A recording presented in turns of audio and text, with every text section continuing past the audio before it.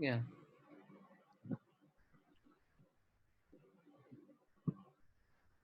Yeah.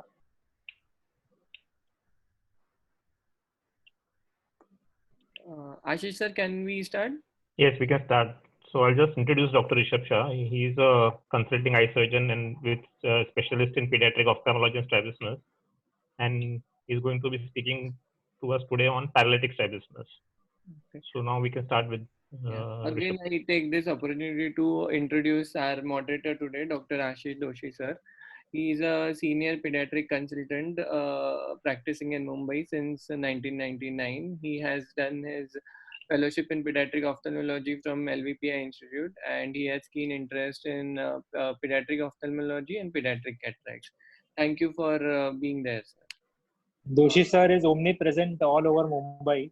He's a senior. He has his practice at virtually at Chembur at Surya Hospital. So sir has a huge line of hospitals where he gives his services and a vast experience of more than 20 years. And I've personally seen him operate, and lots of fellows have learned pediatric ophthalmology under him. So thank you, sir, for Thank you so much, accepting this Swapnil. invitation. Thank you, Sumit. Yeah. Rishabh sir, you can start. Yeah. Am I audible? Uh, Yes. yes, sir. Okay. Yeah. Good evening, everybody. The topic for today is paralytic strabismus. I am Dr. Rushabh Shah, and I specialize in pediatric ophthalmology. So, paralytic strabismus, basically, it's an ocular deviation which results from complete or incomplete paralysis of one or more of the extraocular muscles. There is a limitation of movement in the field of the action of the muscle, which is paralyzed. Incompetency is a characteristic feature of this. That means that the ocular deviation is different in different gaze positions with either eye fixating. Secondary deviation is always more than the primary deviation. What does this mean is that when the fixation is with the paralytic eye, the deviation which is suffered by the non-affected eye is much more than the primary deviation. Binocular diplopia is a characteristic feature. So mainly the nerves involved are sixth nerve, third nerve, and the fourth nerve, and the frequency is sixth nerve is 43.8% times, third nerve is 28% times, and fourth nerve is 15% of the times involved. Differential diagnosis of this condition is concomitant squint and restrictive strabismus, which also appear similar. So coming to the classification, so basically, if it's a complete loss, then it's a paralysis, and if it's a partial or incomplete loss, then it's a paresis. So mainly classified into neurogenic and myogenic. Neurogenic is further classified into supranuclear, nuclear, and infranuclear. The causes are congenital, either an absence or a hypoplasia of the nuclei of any of the nerves, which happens congenitally. Traumatic in cases of head injury, where there is a head injury and the nerve trunks are involved, which can lead to paralysis. Ischemic causes are mainly diabetes, hypertension, coronary artery disease, atherosclerosis. All these can lead to, or even thrombosis, hemorrhage, or a CVI can precipitate paralysis. Inflammatory causes like we have meningitis, syphilis, neurosyphilis. Neoplastic causes an intracranial tumor or an intraorbital tumor pressing upon the nerves. Toxic causes like carbon monoxide poisoning, lead poisoning, or alcohol neuropathies. Demyelination, multiple sclerosis can lead to demyelinating plaques, even diffuse sclerosis, and idiopathic. Coming to the myogenic causes, that means that the etiology, the pathology is at the muscular level. Myasthenia gravis is a condition in which the neuromuscular junction is involved. The acetylcholine is not developed, is destroyed.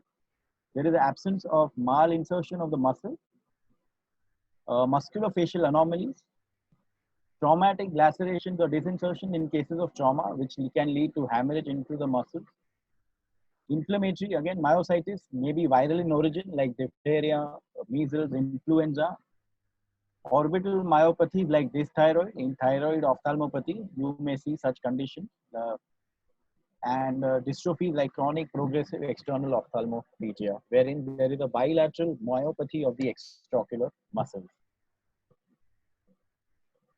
So coming to the evaluation of a paralytic strabismus, mainly into 4 categories, we have history, examination, special tests, and investigations. So on history, the most important one is diplopia. Whenever there is a paralytic squint, the patient may complain of diplopia. Onset is most of the time sudden progression, and it may be intermittent or constant. It varies with head posture or gaze direction. Previously, there may be similar episodes associated with fever, headache, vomiting, neurological symptoms. There may be associated pain as well. So most important, it is always one should rule out monocular diplopia first. That means you ask the patient to close one eye and see if he is still complaining of diplopia. If he does not have diplopia, that means it is not a binocular condition, and it is a uniocular, and that rules out a paralytic strabismus. So differentiating the features between the paralytic and non-paralytic squints, onset is always sudden in paralytic. There may be history of head injury, there may be diplopia, nausea, vomit, vertigo may be there in paralytic, and it may be associated with neurological and systemic diseases. Other things in diplopia, one must ask for whether it is more for distance or near, whether it is horizontal or vertical, in which direction of gaze the images are maximally separated, to which eye does the outer image belong, is there a predominant tilt, in which position of gaze does the tilt increase maximally. If there is a tilt, we know there is a cyclovertical muscle involvement. Direction of gaze wherein the images are separated maximally tells us that that is the action of the paralyzed muscle. For example, in a right lateral rectus palsy, the images will be maximally separated in the right gaze, which tells us that the right lateral rectus is involved. So coming to the systemic involvement, one should always look for the cranial nerve involvement, other cranial nerves. So vision abnormalities tells us about the second nerve, numbness of the forehead and the cheek, the fifth nerve. Facial weakness, one should check for all the muscles which are involved by the facial nerve. That tells us about the seventh nerve involvement. Dizziness, hearing loss, gait difficulties tell us about the eighth nerve. Swallowing or speech difficulties, ninth and 12th nerves. After that, history of diabetes, most important, vascular diseases, hypertension, recent trauma, any muscle fatigue, because that may help us, which is in myasthenia gravis, to rule it out. Palpitation, heat sensitivity, weight loss, these are all symptoms of thyroid. Difficulty with bladder control, like in multiple sclerosis, the plaques may be involved at multiple levels. Medications or any drugs being used to rule out any toxic causes. Past medical and surgical history should also be asked for. So after history, one comes to the examination. The 4 most important things are ocular motility examination, which tells us how each muscle is reacting, what is the restriction. It helps us clinching diagnosis. Complete ophthalmologic examination, including fundus and pupil involvement. General examination tells us about any systemic anomalies, and neurological examination. So coming to the ocular motility evaluation, it is divided into external evaluation, motor evaluation, sensory evaluation, and special tests. So external evaluation, one mainly looks for the head posture. Now, why does a patient with a paralytic squint develop a head posture? It is mainly to restore the binocular single vision. So the patient adopts the head posture in the direction of the action to avoid diplopia and to see with to have a binocular single vision. For example, as I told, in the right lateral rectus palsy, the face is to the right side, right. Also, sometimes in order to avoid diplopia, too much separation of images, the head posture is adopted. So if it is just a horizontal head posture, if it is just a horizontal nerve involvement, there may just be a face turn. In cases of vertical involvement, there may be chin elevation, depression, face turn to right or left, and head tilt to right or left. So subsequently, I will come to what posture is adopted by each nerve. Coming to facial asymmetry, it is always on the side or more on the side of the affected eye. Lid position, Drooping of the eyelids, one should look for. In cases of third nerve, there may be accompanying ptosis and globe position. Coming to the motor evaluation, these are the following tests. Corneal reflex test, most important. Hirschberg's test tells us about the deviation in the primary gaze. Cover uncover test help us to determine secondary deviation and primary deviation. Extraocular movements tell us about the motility of each muscle. The measurement of deviation by the prism cover test should be done in all 9 gazes. It tells us about the committancy, where in which direction the deviation is maximum and which it is less. And then we have the special tests like the Sparks S3 step test, which is for the cyclovertical muscles if they are involved. Double Maddox rod test for evaluating the torsion. And we have diplopia chart and Hairs chart. Sensory evaluation is binocular single vision and stereopsis. Both of them must be done. It tells us about the diplopia for near as well as distant. And then we have the special tests like force reduction tests, force generation tests, differential IOP tests, saccadic velocity, EMG and tensilon tests to rule out other conditions. So coming to the diplopia chart, here red and green filters are placed in front of the right and the left eye, red in the front of the right and green in front of the left, and the patient is made to sit in a semi-dark room and a linear source of light is flashed in front of him, and he is asked to say whether he is seeing single or double, and in all direction, all 9 gazes, he has to say whether the image is straight, uncrossed, whether there is any tilt or it is erect, and whether the direction of maximum separation of images, in which direction it is, and the distance between the 2 images. One should remember the distal image always belongs to the phoretic eye. For example, this is a chart of the right eye, and the dark image is of the right eye and the dotted image is of the left eye. Here it tells us that the maximum separation here is in the right, in the dextroversion, which tells us that the right lateral rectus is involved. Similarly, if we come to this chart here, we see that the maximum separation of images is in the levo depression, and this tells us that the right superior oblique is involved. Similarly, we have the Hess chart and the Lee's chart. Okay, a small field belongs to the eye with the primary limitation of movement. Underaction is seen by the inward movement of the dots and overaction is seen by the outward displacement. Each small square is in a 5 degrees angle, and the primary position, the amount of deviation could be measured by the displacement of the pointer. Yeah, coming to the sequelae of muscle palsy. For example, if there is a paralysis of the right lateral rectus, it would lead to overaction of the contralateral synergist. That means the left medial rectus, and it would lead to overaction of the ipsilateral antagonist, that is the right medial rectus. So long-standing and overaction of the ipsilateral antagonist may lead to contracture if it is a very a long-standing state. Now, following this, in the stage 2, what happens is there is a secondary underaction of the contralateral antagonist. That means the left eye lateral rectus. Now, why does this happen is because of the Hering's law. Because of the palsy of the right lateral rectus, there is unopposed innervation to the right medial rectus, and so the same amount of innervation goes to the contralateral antagonist, and this leads to an inhibitional palsy of the contralateral antagonist, and this is how the spread of committance occurs in a case of paralytic state. So again, differentiating between a paralytic and a non-paralytic swing, ocular movements are always limited in paralytic, not so in a non-paralytic. There is a head posture in paralytic, deviation, secondary always greater than primary, whereas it is equal in non-paralytic. Sensory adaptation. Now, what is sensory adaptation? Mainly binocular single vision adaptation, amblyopia, stereopsis. They are mostly not affected, whereas they are commonly affected in non-paralytic. Cyclotropia is there, that means torsion is there in paralytic, and muscle sequelae is there in paralytic. Coming to this test, Belchowski's 3-step test. When do we do this test? It is useful in diagnosing paresis of any cyclovertically acting muscle. After the spread of committance, the amount of deviation will gradually increase and become same in all fields of gaze.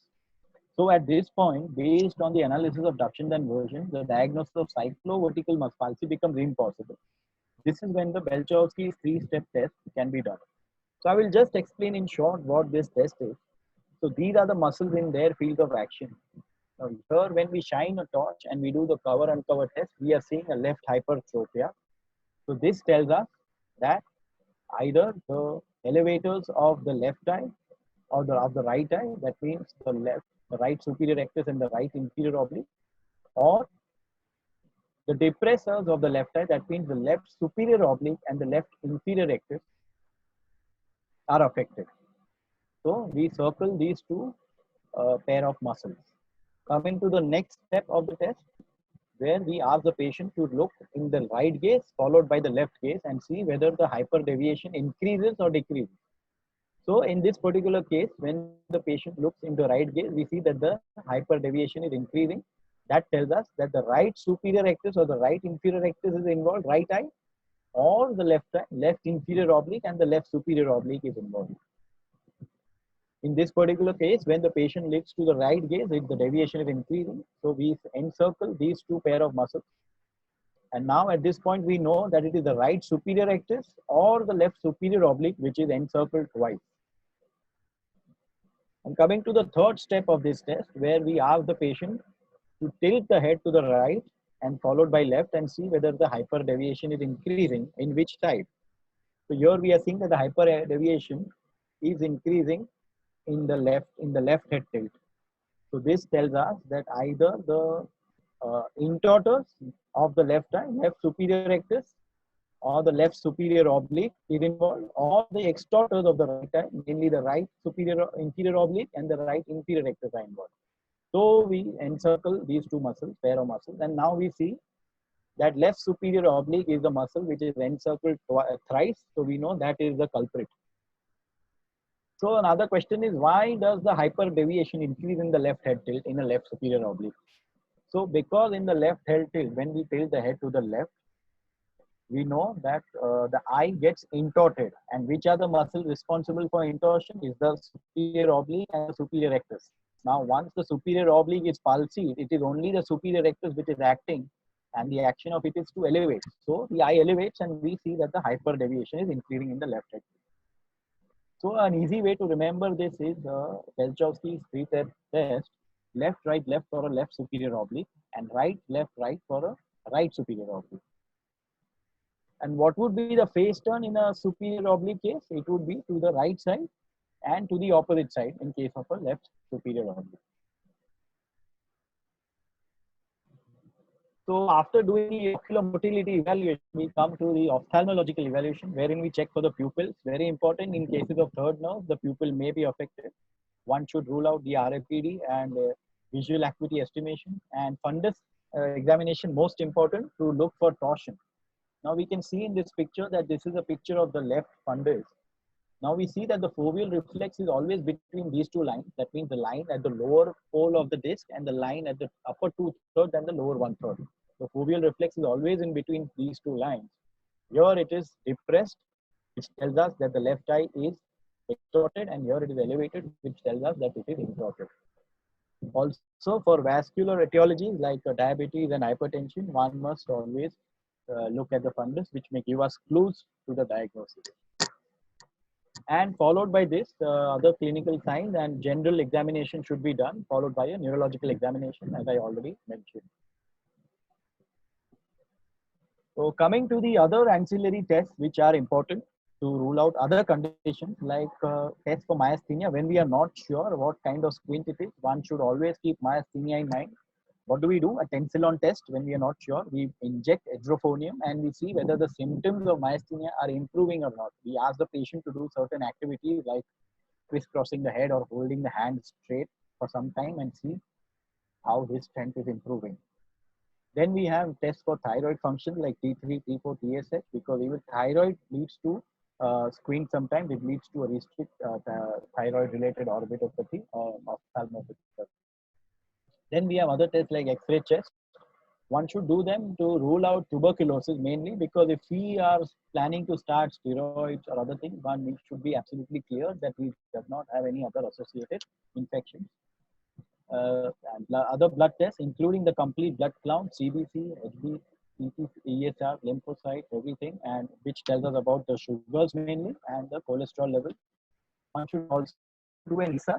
ESR also gives important clues like ruling out other conditions like giant cell arthritis.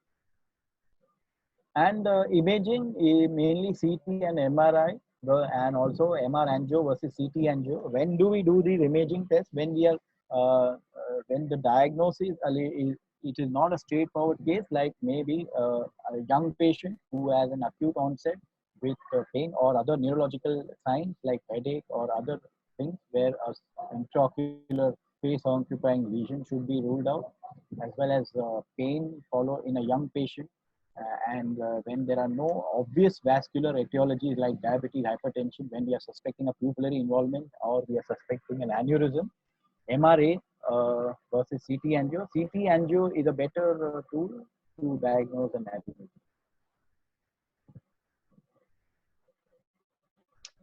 Coming to the DD of paralytic strabismus, one should rule out committant squint, restrictive incomitant squints, and differentiate between congenital versus acquired palsy. So in incomitant deviations, they are not only seen in palsies, but they are also seen in restrictions of other extraocular muscles, like example in thyroid, as I mentioned, and other conditions.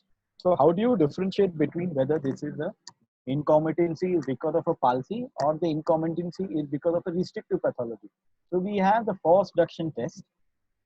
So how do we do the force duction test? We anesthetize the eye with topical drops 4 to 5 times. Then the eyeball is grasped with a forceps, especially a non-toothed forceps like a Pearson forceps.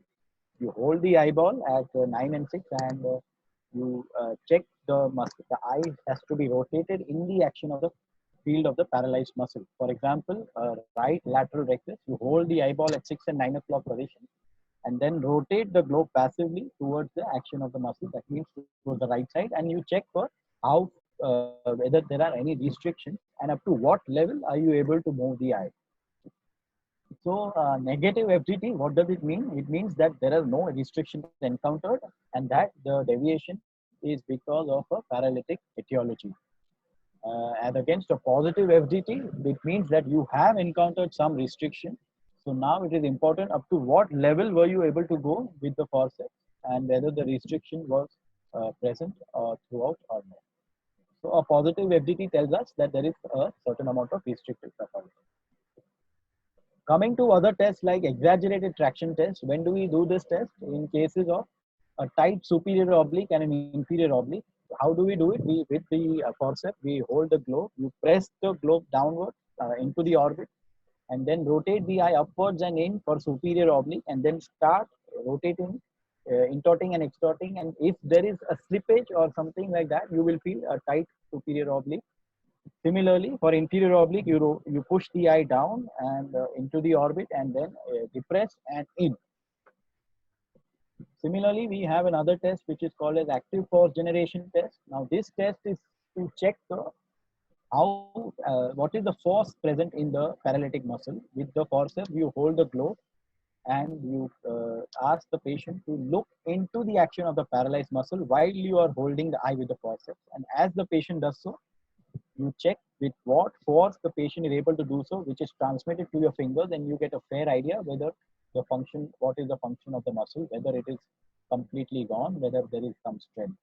So on the basis of the active force generation test, we can decide what surgery we want to do. For example, if we feel that totally the muscle is gone, then we may not, the resect procedure may not help us. We may not find any benefit in resecting that particular paralytic muscle. And instead, we can do some vertical transformations or something like that. Coming to the next one, measurement of saccadic velocity. What are saccades? Saccades are jerky horizontal movements which happen when you fixate from one object to the other. So what do they tell us? The saccadic velocity is something what we measure with the electrooculographic measurement. And it is restricted, reduced in cases of paralytic squints, whereas it is near normal in cases of non-paralytic or restrictive squints. And something which we have is also positional tonometry. That means when we check the pressure and we ask the eye person to move the eye, there is a change in the IOP when the action is moved into the action of the paralyzed muscle of 5 to 10 millimeters of mercury. So this is about the evaluation. I would like to discuss these further two cases, one of third nerve and the other of fourth nerve. So this is a 19-year-old woman who presented with double vision after a fall from a cheerleading accident. So these are cases from a tertiary hospital. She suffered a C7 facet fracture and a subdural hematoma. And following that, she was hospitalized and treated for it. Following the accident, she had binocular diplopia, which was vertical and horizontal with separation of images. Currently, she has a plus 3.5 sphere in the right and a plus 0.75 sphere in the left. Visual acuity is 6.6 in both eyes, and near vision is 6 N6 both eyes. There is no facial weakness or head or tail. On oculomotility examination, we can see that there is a restriction of depression in the right eye in all cases. So we can see clearly that the right eye is exotropic and hypertropic, and there is a restriction of depression in the dextro depression and also in the levo depression.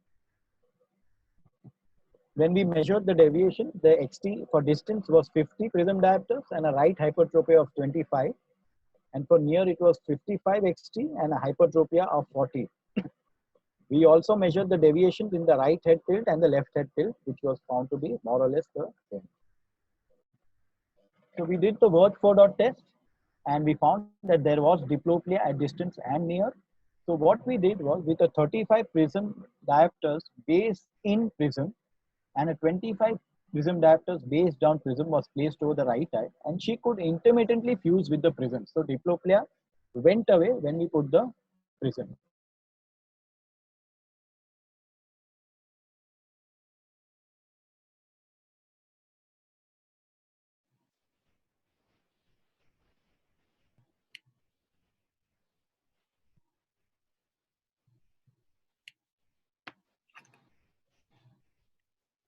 We have lost Rishabh, I think.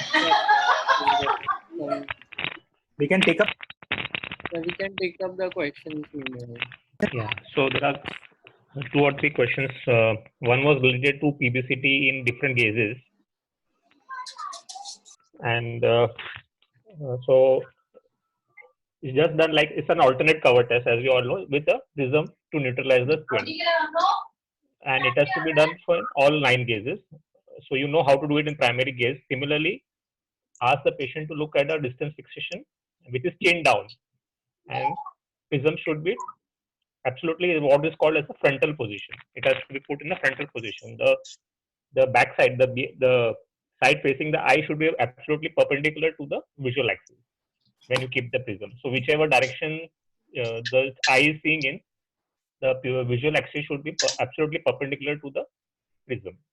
So when asking the patient to chin down, we are measuring in the up gaze. With chin up, we are measuring in the down gaze. And similarly, left and right head postures. So that was one of the tests. Also, in the testing, I would like to add is that for myasthenia gravis, something what we can do is called as an ICE test. Directly, you cannot jump to the tensilon test because tensilon itself is an invasive procedure. So we would rather do a ICE test which is less invasive, where we need to just apply ice packs to the lid, especially patients who have ptosis. It works more for ptosis rather than extraocular muscle weakness. And after keeping an ice pack on the lid, the lid position will improve if there is myasthenia. Another question which is asked is, which test do we do first, sensory or motor? So Rishabh has joined, so we'll take up the questions later. We'll finish his presentation. Okay. Rishabh, sir, you can start sharing the screen again. Yeah.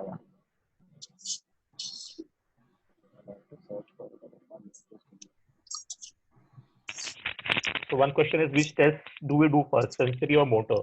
So usually I recommend to do the sensory test first, because when we are doing the motor test and when we dissociate, we may actually, when there is an intermittent fusion, we will lose that if we are going to do motor test first. So always check the sensory fusion, the BSV first, and then you dissociate the 2 eyes. Another question asked is, when we do an FDT, do we hold the conjunctiva or the eyeball? So it is usually a firm grip on the anesthetized conjunctiva and the episclera, and not the eyeball per se.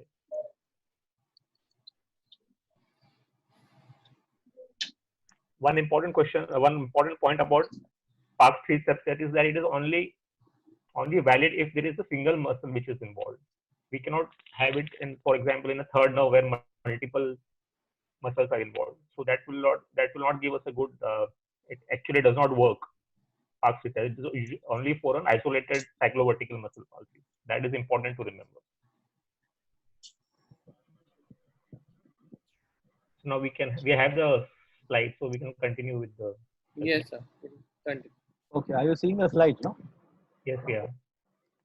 Okay. So when we put a 35 prism diopter based in prism and a 25 PD based down prism over the right eye, she was able to fuse and the diplopia was sorted. I mean, she was not seeing double anymore. And the pupil was, the right pupil showed 2 to 3 millimeters larger than the left with an apparent pupillary defect. Fundus examination showed mild temporal pallor of both optic nerves. Otherwise, it was normal. And no fundus torsion was seen. So with all this, we came to a diagnosis of third nerve paresis with the inferior division involvement because of the hypertropia and the exotropia. So since she was complaining of diplopia almost since 1 year after the accident, it was no point waiting further, and it was decided to go in for surgery. So whether now the option is whether we go for a single stage surgery, we do both eyes together, or we stage it, we do after one first and then the other stage. If we are doing a single stage both eyes, then we do the right eye, we correct the vertical component in the right eye and the horizontal component in the left eye. That means we do a superior rectus, recess, resect, inferior rectus, resect on adjustables. And left eye, we do the lateral rectus, recess, medial rectus, resect, all on adjustables. That is one option. The other option is 2 stages. That is, do the right eye first, correct the vertical component first, wait for 3 months, and then correct the horizontal component. So this was explained to the parents, and they opted to go for the staged procedure. They didn't want to do both eyes together. So we went ahead with the right eye. And first, the vertical component was decided that we should correct that first because depression was significantly limited. So intraoperatively, the FDT was done. We found that the right superior rectus and the lateral rectus was very tight. So instead of just correcting the vertical component now, we felt that instead of if we just release the tight muscle, we may achieve a good amount of results. So the superior rectus was recessed 5 millimeters on adjustable, and lateral rectus was recessed 5 millimeters on adjustable. So what did we find in the recovery room? The eye was found to be exotropic and hypertropic. And further adjustment was done. The superior rectus was recessed 2 millimeters for a total of 7 millimeters. And the lateral rectus was recessed further 5 millimeters for a total of 10 millimeters. After this, the patient was still slightly exotropic, but had a good zone of single vision for distance and near. Postoperatively, the patient had exotropia of 20 prism diopters and a hypertropia of 5 prism diopters, but she was asymptomatic without any diplopia. So at 3 months follow-up, she again came, but now she was having intermittent episodes of diplopia again. Deviation were found to be distance XT of 35 and a 10 diopters of hypertropia right eye, and near it was 45 with a hypertropia of 20. So it was decided to go for the second stage now. We decided that the right eye only should be operated again, and the remaining muscles, that means the inferior rectus resection 4 to 6 millimeters again on adjustable, and the right medial rectus resection of 9 millimeters adjustable. Normally we don't do more than 5 to 6 millimeters, but since it was the paretic muscle, full supramaximal resection of 9 millimeters was gone for. And we also decided to add another muscle of the other eye, left eye lateral rectus, recession of 5 millimeters, considering that it was a large angle XT and we were operating on a paretic muscle. So that much amount of result would not have got. So post-operatively, this patient was 8 prism diopters esotropic for distance and 0 diopters for near. There was a good degree of binocular single vision and only mild diplopia and downgrade. So this was a very good result. And at 3 months follow-up, she was extremely happy and free of diplopia. This is her post-op photo, and this is the, we can see that it is slightly, the right eye is exotropic, otherwise the depression in the right gaze as well as in the left gaze has reduced significantly. Coming to the next case, this is a case of fourth nerve. This was a gentleman who was a 67-year-old who again came for diplopia. For 1 year, he was having binocular vertical diplopia, which was worse in right gaze and up gaze. Neuroimaging, including an MRI of the brain, with an MRA had already been done elsewhere, and they were found to be normal. The outside ophthalmologist had prescribed some prism glasses, but they had not provided him any relief with the symptoms. He finds that his symptoms have been worsening, and although he has not been symptomatic with reading, he is concerned that he might fall because of his diplopia. So examination, visual acuity was 6/6, both eyes. External examination showed right head tilt with a mild chin-up position. There is also mild facial asymmetry with the left side larger. When we did the extraocular motility, we found that there was a +1 to 2 inferior oblique overaction of the left side with a subtle superior oblique underaction. So we can see that the left eye here is slightly hypertropic, and there is a inferior oblique overaction here of the left eye along with some amount of underaction of the superior oblique. So deviations were measured. The left eye for distance was hypertropia of 6, and for near it was hypertropia of 5 with an XT of 8. Double Maddox rod test was done, which we do for torsion, which showed 2 degree Rex cyclotorsion on the right and 7 degree Rex cyclotorsion on the left. So total 9 degrees of Rex cyclotorsion was found. Vertical fusional amplitudes. Now this is the ability to be able to see singly up to 25 prism diopters based down over the left eye. This patient, when he was kept prisms in front of his eye, he was able to see singly. That means the diplopia was not there. Dilated fundus examination showed a +2 cyclotorsion both eyes. So with all this in mind, we came to the diagnosis of left fourth nerve paresis. And again, this patient was also having this problem till almost a year, and it had not gone. So we were planning for surgery. Now, when we plan for surgery for a fourth nerve, there are 2 factors which are important. First, whether it is congenital or acquired, and second, whether there is any torsion. Congenital cases, what happens is there is always a good amount of vertical fusional amplitude. That means patient has the ability to fuse up to 25 prism diopters, whereas in acquired cases, he will not be able to fuse for more than 3 to 5 prism diopters. This can be checked by placing a prism base down and then asking the patient to see and read and see whether his diplopia is improving. And so accordingly, surgery can be planned for the minimum amount of hypertropia which cannot be overcome by fusion in congenital cases. As against acquired cases, he will not be able to fuse for more than 3 to 5 prism diopters, and so in many times more than one muscle may be needed to be operated. For example, not only inferior oblique myectomy, but we may need to add a superior or an inferior recti muscle also. And coming to the second component, which is the torsion, up to 8 degrees of excyclotorsion, the patients can fuse. Now, if with prism, the patient still has a diplopia, then it is because of the torsion component and it needs to be addressed. So, inferior oblique myectomy, we know, will correct 3 to 5 degrees of torsion.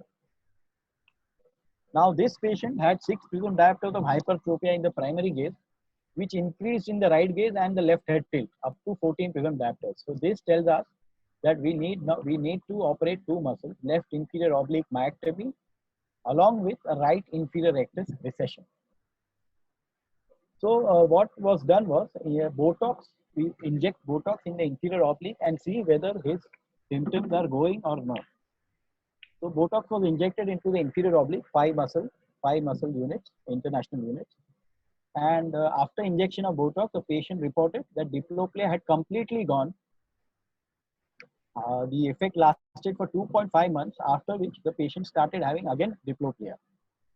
So now the plan was to go ahead with only the inferior oblique myectomy, because we saw that with Botox, all his symptoms were gone away.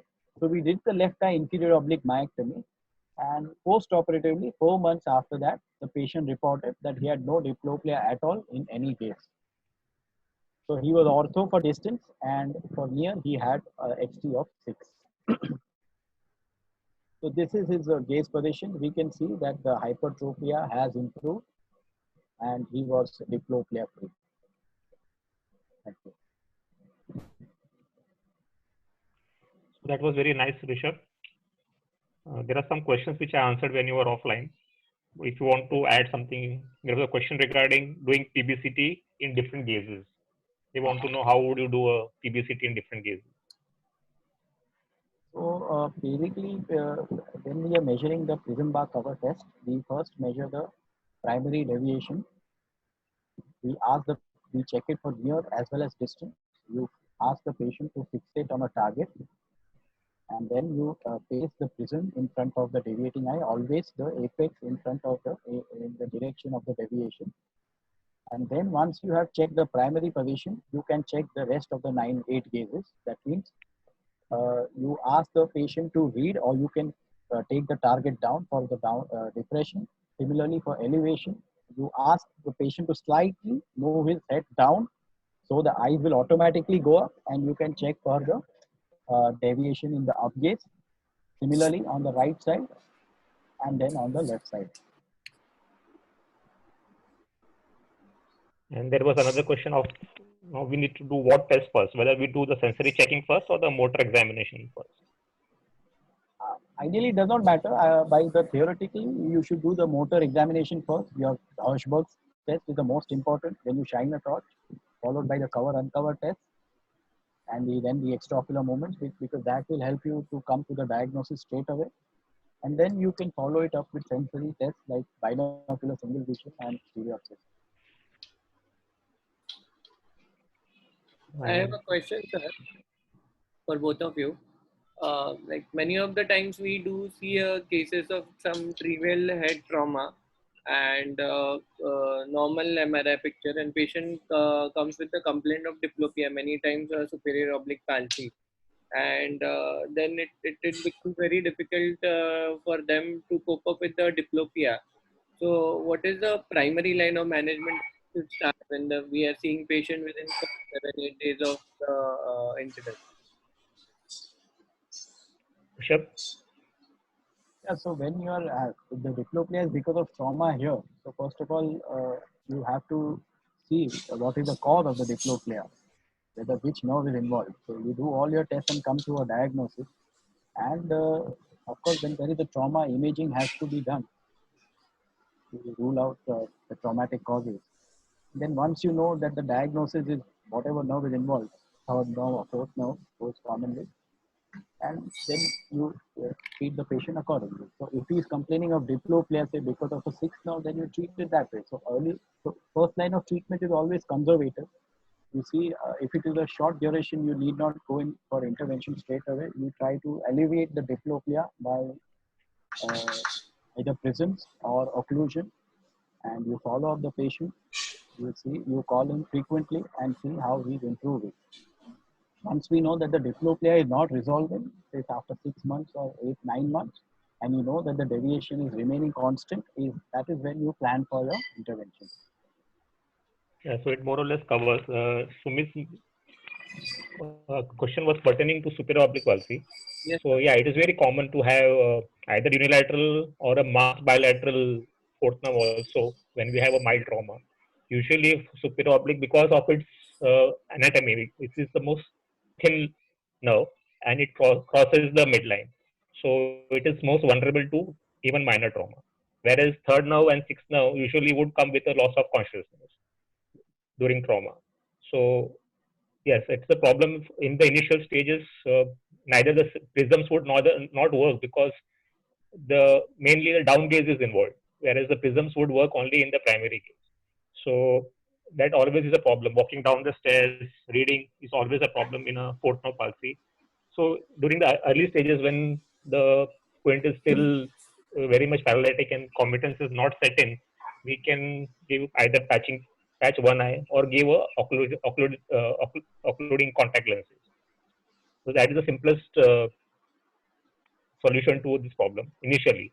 Once the squint stabilizes and becomes more and more competent, we can at least elevate the diplopia in some gazes. Either the down gaze, he has to make two different prisms, one for reading, one for distance, because we cannot usually combine a prism in both distance, and in a progressive it becomes very difficult for a patient to have a prism.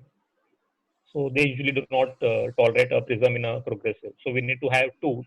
This is especially for superior oblique because it works in the down gaze where we read. So we need to have a prism with for near and a prism for distance, and he has to swap the glasses when he's using reading or when he's seeing far. And most ophthalmologists would wait for a year before we take a final decision to operate. Especially in traumatic, we always need to rule out a bilateral case. Many times what look like unilateral may turn out, after operating, they may turn out to be bilateral, what we call as a mass bilateral cases. So that always has to be kept in mind when we look for a traumatic SOP. Any role of systemic steroids in cases of this traumatic fourth nerve palsy? Do we give, like, do you recommend it for the early recovery, or does it have any role or no? So there is no evidence to show that any steroids would help in this kind of recovery. And so, which investigation you will recommend? Like, most of the cases, there will be no actual sign that you can see on imaging in fourth nerve palsy. So when the patient is very sure that the trauma was definitely there and which led to this palsy, especially in a minor trauma, and when he can correlate the symptom to the trauma, then we can actually not do an MRI. Okay, but in most cases and in most people, they cannot really correlate when the diplopia actually started, and then we can have a SOL or any other issue, and we may miss out a pathology, treatable pathology. So if he's very sure that the trauma and the timeline is very sure when trauma followed immediately by diplopia, we cannot do neuroimaging. We may not do neuroimaging. But in today's era of medical legal issues, I would rather do and not rather defer it. Would rather do it. Clinically speaking, but clinically, this is medical legally, but clinically speaking, I would, if we can tell that the trauma was the diplopia was immediately following the trauma, then we can defer neuroimaging. Or Sir, if any yeah, go ahead, Swapnish. So I'll add to the scenario. Suppose there is no history of trauma, then which cases of paralytic squints, age group as well as presentation, would an imaging be mandatory? And again, to add to Sumit's question, like is always an MRI with a MRA warranted, or sometimes a CT is also useful? So just we just want to have a clarity on the imaging part. When is it required in an acute setting of paralytic squint? So Rishabh, you would like to take first. And when the trauma is trauma thing you have covered very well. So other than the trauma. So the usual scenario is a middle age 50 plus and 60 plus, usually with the vasculopathic risk factors. So diabetes, atherosclerosis, smoker, obesity, uncontrolled hypercholesterolemia, all this can be the risk factors. But in some studies, 5 to 10% people who are having these factors can also have some other thing in the brain. It's not that they cannot develop other things. So that has to be explained to the patient that if I do not do the MRI thinking it is vasculopathic, there is still a 5 to 10% chance that I would miss another pathology in the brain. So now the ball is in the patient's court. Whether he would rather not do the MRI, it's basically a cost analysis. Yes. Yes. So I give this choice nowadays. I give this choice to the patients, and I quote these figures. There is a 5 to 10% chance that I would miss something, and then, but it's mostly vasculopathic and should recover in 6 to 12 weeks. Whereas in anybody who's less than 50, I would rather do a neuroimaging. Imaging. Imaging, and what to do would also depend on. Mostly for a neurological problem like we have, usually it is the MRI. I would rather prefer an MRI to a CT scan. Other than when there is an acute trauma where we need to rule out a hemorrhage. So that for that CT scan also is good enough. In all other settings, I would rather do an MRI. Now, when we talk about whether we need to do an angiography, yes, the most sinister problem is missing out an aneurysm. So when we most of our centers in Mumbai would have a MRI with an angiogram. Okay. So whenever I see a third nerve palsy and I suspect an aneurysm, I would always order a MRI with an angiogram. Third nerve But palsy, pupil sparing, yeah, no pupil sparing, yeah, so that and is less another. than 40, you would err on the Even- side of doing imaging. Yes. So third nerve pulses, even if they are, so the thing that, you know, if it is an, first of all, when we speak of nerve pulses, we are talking about it has to be an isolated, not be a multiple cranial nerve palsy. Cranial nerve palsy, always image. Okay, irrespective of people involved, not involved. If there are more than one nerve involved, always have to image. Second is in scenario of a third nerve palsy. So one concept is pupil sparing, complete third nerve palsy. The emphasis is on the word complete. It cannot be an incomplete third nerve with pupil sparing. That again, you have to neuro image. So if there is a vasculopathic risk factors, there is pupil spared, and there is a complete palsy, we can wait and not do neuro imaging, especially if it's having a vasculopathic age group. But if there is an incomplete palsy, pupil spared or not spared, you have to do a MRI.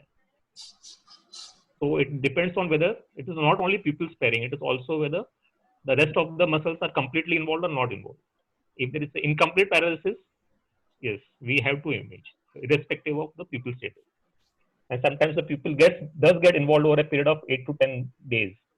So once on presentation, it may be a pupil sparing thing, but it may eventually get affected. So all this has to be kept in mind. People in the West who have light colored iris are usually told to monitor their pupils on their own in the mirror. Or it may become, for us, it is usually difficult for the patient to self-monitor the pupil size. Thank you. Minimal deviation from the topic, but I wanted to know that in cases of thyroid eye disease, many times after the eye becomes quiet, still the muscle do develop the restrictive kind of a squint, and then because of that, patient have complaints of diplopia. So after the thyroid eye disease is stabilized with the steroids and it is quiet for some time, then do you advise any extraocular muscle surgery for them, or we should just give them prisms in cases of thyroid eye disease induced diplopia? So usually the infrarectus and the middle rectus are very tight, and usually they cannot infraduct the eye, and reading becomes usually a big problem, and they are constantly in diplopic. So prisms may not help completely. Okay, and usually the angles are so large that we cannot give such high prisms in your glasses. So surgery would be needed for these people usually. We'll have to release the tight muscles usually.